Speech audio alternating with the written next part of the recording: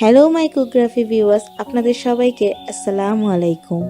আজকের এই ভিডিওতে থাকছে হোয়াইট ফরেস্ট কেক মেক করার জন্য ভ্যানিলা কেকের ফুল রেসিপি, সাথে হোয়াইট চকলেটকে কিভাবে ইজিলি মেল্ট করে হোয়াইট চকলেট টপার থেকে ইজিলি গোল্ডেন টপার তৈরি করা যায়। তাহলে চলুন মেকিং প্রসেসগুলো দেখে আসি।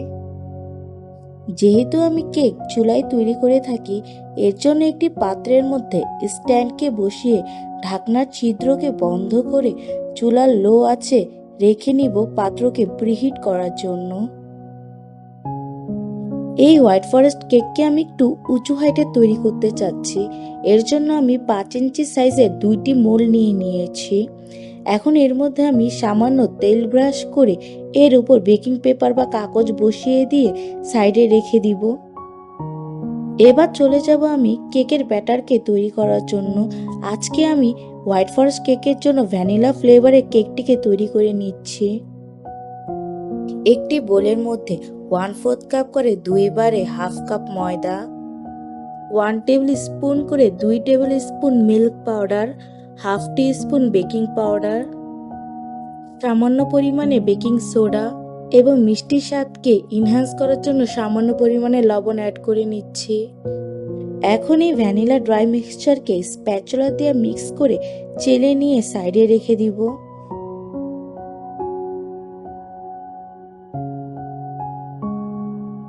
এবার আরেকটি বোলের মধ্যে আমি 2টি ডিমের হলুদ অংশকে আলাদা করে বিটারের স্পিড লোতে রেখে কিছুক্ষণের জন্য ডিমের সাদা অংশকে বিট করে নিব।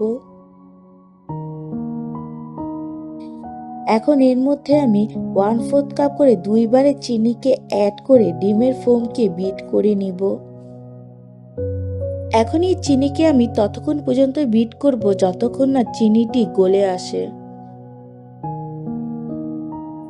বিট করার মাঝখানে অবশ্যই কয়েকবার স্প্যাচুলা দিয়ে বাটিতে লেগে থাকা চারপাশে ব্যাটারকে মাঝখানে এনে আবারও বিট করে নিতে হবে। এতে করে চিনি ডিমের সাথে সমানভাবে বিট হবে। এই ডিমের ব্যাটারকে ততক্ষণ পর্যন্ত বিট করতে হবে যতক্ষণ পর্যন্ত না চিনিটি ডিমের সাথে মিশে যায়। বিট করতে করতে দেখতে পাচ্ছেন ডিমের একটি স্টিফ ফোম তৈরি হয়ে গেছে। আমি আপনাদেরকে চিনি ডিমের সাথে মিশে গিয়েছে কিনা তা দেখিয়ে দিচ্ছি। চিনিটি মিশে যাওয়ার পর এর মধ্যে আমি ডিমের কুসুমের সাথে 1/2 টিস্পুনের একটু বেশি ভ্যানিলা এসেন্স দিয়ে দিচ্ছি। এবারে সবকিছুকে কিছুক্ষণের জন্য বিট করে নিব। এবার এর মধ্যে আমি 2 টেবিল স্পুন রান্নার সয়াবিন তেলকে অ্যাড করে আবারও বিট করে নিয়ে সাদা সিরকা দিয়ে দিচ্ছি বেকিং সোডাকে অ্যাক্টিভ করার জন্য। এই পর্যায়ে আমাদের বিটারের কাজ শেষ। ডিমের ফোমের মিক্সচারটি তৈরি হয়ে গেছে। এখন এই ডিমের ফোমের ওপর চালনি বসিয়ে আগের থেকে তৈরি করে রাখা ড্রাই ইনগ্রিডিয়েন্টসগুলোকে নিয়ে চেলে নিচ্ছি। প্রথমে আমরা ড্রাই মিক্সচারকে ডিমের সাথে মিশানোর জন্য বিটারের কাঁটাকে ইউজ করে নিচ্ছি। এরপর একটি স্প্যাচুলার দিয়ে ভালো করে মিক্স করে নিব। এই ব্যাটারের মিক্সচারের কাজটি আলতো হাতে করতে হবে, না হলে ডিমের ফোম বসে যাবে। মিক্স করার পর দেখতে পারবেন কত ঘন একটি ব্যাটার তৈরি হয়েছে আমাদের। এই 2টি ডিমের ভ্যানিলার ব্যাটারের ওয়েট হয়েছে 350 গ্রাম। এখন এই 350 গ্রাম ব্যাটারকে আমি 5 ইঞ্চি সাইজের 2টি মোল্ডের মধ্যে সমানভাবে নিয়ে নিচ্ছি। এবার একটি স্টিক দিয়ে কেকের ব্যাটারকে সমান করে কিছুক্ষণের জন্য ঝাঁকিয়ে যেন ব্যাটারটি সমান হয়ে যায়। এরপর চুলায় বেক করে নিব অল্প আঁচে 30 থেকে 35 মিনিটের জন্য। যতক্ষণ পর্যন্ত চুলার মধ্যে কেক বেক হচ্ছে, এর মধ্যে আমরা হোয়াইট চকলেটের টপারগুলোকে তৈরি করে নিব। এখানে আমি প্রায় 85 গ্রামের মতো হোয়াইট চকলেটকে কুচি কুচি করে নিয়েছি। আমি এখানে হট ওয়াটার নিয়ে নিয়েছি। এখন এর মধ্যে আমি কুচি করে রাখা সাদা চকলেটকে এর উপর বসিয়ে দিব। এখন এই হোয়াইট চকলেটকে আমি কিছুক্ষণের জন্য এভাবে মেল্ট হতে রেখে দিব। কিছুক্ষণ পর গরম পাত্র থেকে হোয়াইট চকলেটটি নামিয়ে স্প্যাচুলা দিয়ে মিক্স করে আবারও গরম পাত্রের উপর চকলেটটিকে বসিয়ে মেল্ট করে নেব। এই প্রসেসের মাধ্যমে চকলেটটিকে সুন্দর করে মেল্ট করে নিতে হবে। দেখতেই পাচ্ছেন কত সুন্দরভাবে স্মুথলি আমার হোয়াইট চকলেটটি মেল্ট হয়ে গেছে। এখন এমন টাইপের চকলেট মোল্ডের মধ্যে তৈরি করে রাখা সাদা চকলেটকে ফিল করে নিব।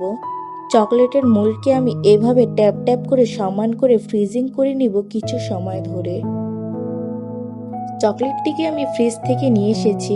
দেখতেই পাচ্ছেন চকলেটটি আমার হাতে লেগে আসছে না, এর মানে চকলেটটি সুন্দর করে ফর্ম হয়েছে। এখন এই চকলেটকে ডিমোল্ড করার জন্য চারপাশে এভাবে করে খুলে নিতে হবে।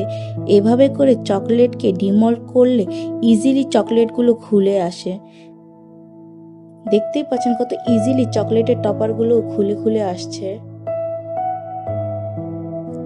এই একই প্রসেসের মাধ্যমে আমি অনেকগুলো সাদা চকলেটের টপারকে তৈরি করে নিয়েছি। আপনারা যদি সাদা চকলেটের টপারগুলোকে স্টোর করতে চান তাহলে একটি এয়ারটাইট বক্সের মধ্যে কিচেন টিস্যু নিয়ে এর ওপর সাদা চকলেটের টপারগুলো বসিয়ে এর ওপর আবারও কিচেন টিস্যু বসিয়ে স্টোর করে নিতে পারেন। এভাবে করে আপনারা নর্মাল ফ্রিজে অনেক দিনের জন্য স্টোর করে রাখতে পারবেন এবং বক্সের ঢাকনাকে অবশ্যই ভালো করে সিল করে নেবেন যেন বাতাস না ঢুকে। এইভাবে করে আপনারা অনেক দিন পর্যন্ত হোয়াইট চকলেটের টপার বা যে কোনো চকলেটের টপারকে সংরক্ষণ করতে পারবেন নর্মাল ফ্রিজে। এখন এই হোয়াইট চকলেটের টপারকে গোল্ডেন করার জন্য এখানে আমি লাস্ট অ্যান্ড ডাস্টের গোল্ডেন কালারকে ইউজ করে নিচ্ছি। এখন একটি তুলি ব্রাশের সাহায্যে আমি চকলেটের চারপাশে গোল্ডেন ডাস্টকে ব্রাশ করে নিচ্ছি ভালো করে। দেখতেই পাচ্ছেন কত সুন্দর করে আমার হোয়াইট চকলেটটি গোল্ডেন কালার হয়ে গেছে।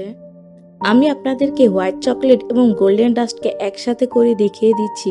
দেখতেই পাচ্ছেন কতটুকু শাইনি হয়েছে গোল্ডেন ডাস্টের চকলেটের টপারগুলো। এখন এই একই প্রসেসে আমি হোয়াইট চকলেটের টপারকে গোল্ডেন ডাস্ট দিয়ে গোল্ডেন কালার করে ফেলবো। চুলায় কেক বেক হতে হতে এখানে আমার হোয়াইট চকলেটের টপারগুলো তৈরি হয়ে গেছে। এখন আপনাদেরকে দেখিয়ে দিব কেমন হয়েছে আমার ভ্যানিলা কেকটি।